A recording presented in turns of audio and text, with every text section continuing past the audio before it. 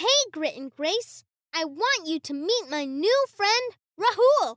We met at the library. Hello. Hey, Rahul. It's so nice to meet you.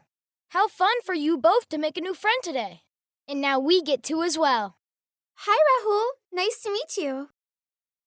I was just telling Rahul how we got to be friends at the treehouse after you two crashed my newly found hideout that day.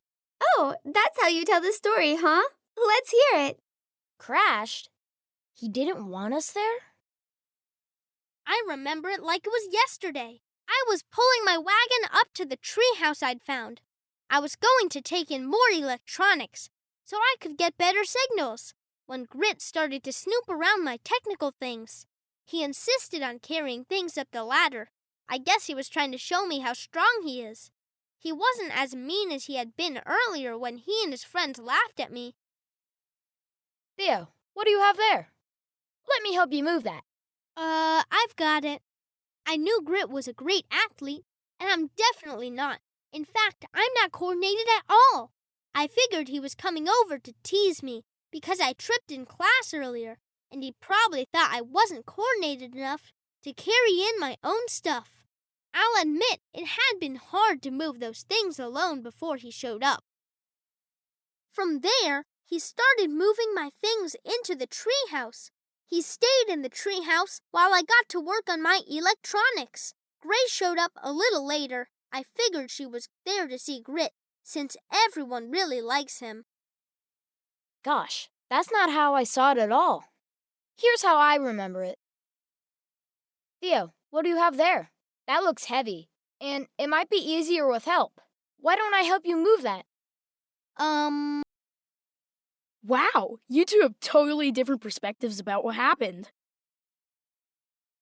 Sometimes perspectives are different depending on what's in someone's invisible backpack when something like this occurs. Invisible backpack?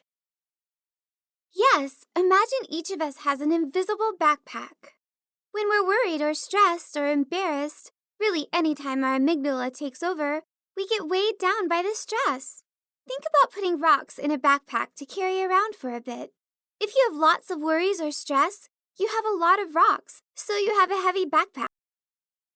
So, if you have a lot of rocks or stress weighing you down, you may not respond like you'd normally respond, or your perspective may be a little off because of what you've experienced that's making your stress weigh you down.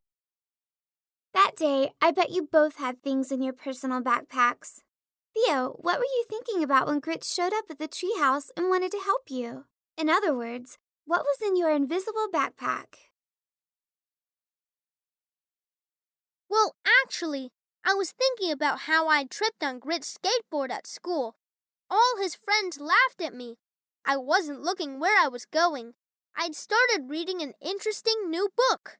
I guess I knew it was partly my fault, but I didn't know what to say after I'd fallen, and they laughed. I was feeling embarrassed and was angry at myself for not paying attention and tripping. I thought he might have been one of those guys who laughed at me. I guess those things were weighing my personal backpack down. And Grit, what were you carrying in your invisible backpack that day? Well, I was thinking about what happened at school and about Theo, but not about Theo's fall. I'd just gotten a not-so-great grade on a paper and had a chance to redo it.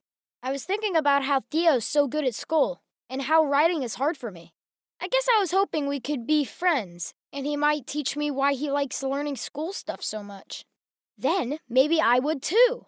I was thinking that if I helped him carry things into the treehouse, he might actually talk to me about school stuff, since he loves it so much and is always reading. I didn't think it was funny that he fell. I wished I liked reading as much as he does. I had no idea you thought that. And I had no idea you thought that. I guess you have to think about what someone is carrying in their backpack to be able to see their perspective sometimes. I'm so glad that you all ran into each other that day, and so glad we're all friends.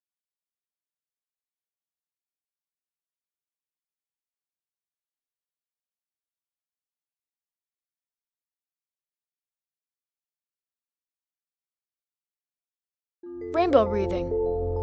Find a quiet place to stand or sit, making sure you have room to reach your arms out to either side. Make your back nice and tall. Starting with your hands down by your side, breathe in through your nose as you slowly raise your arms up. 1, 2, 3. Until they are straight over your head.